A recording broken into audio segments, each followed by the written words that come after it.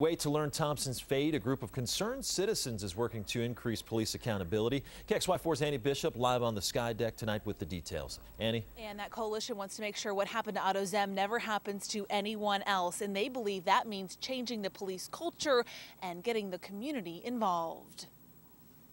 In less than 24 hours, former officer Karl Thompson will be sentenced for violating Otto Zem's civil rights by using excessive force and lying to investigators.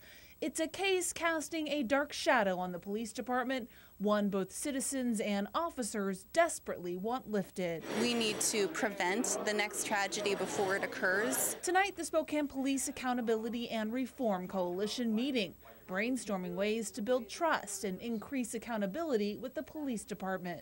Yes, my thoughts are mainly on how do we move beyond any particular single incident to be able to get at, as folks said tonight, the systems under the individual incidents so that we can prevent them, so we don't have to wait to react to a single incident. Liz Moore with the Peace Justice Action League believes the change starts with a culture shift and training officers on how to interact with suspects suffering from mental illness. One of those deeper issues is the question of what kind of use of force officers are trained to use. The coalition also wants more transparency and independent authority in the police ombudsman's office.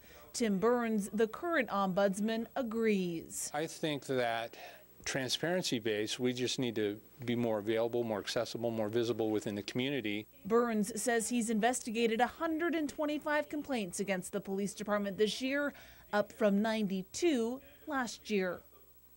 And Burns believes those complaints are up because his office is more accessible. Now today, Councilman Salvatore proposing to make an ordinance to make the Ombudsman's office a permanent position and more independent. Now that issue goes up to debate before the City Council in December.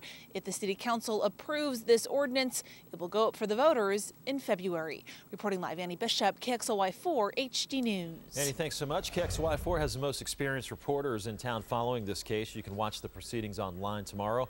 Listen for updates on News Radio 920 and follow us on Twitter and Facebook.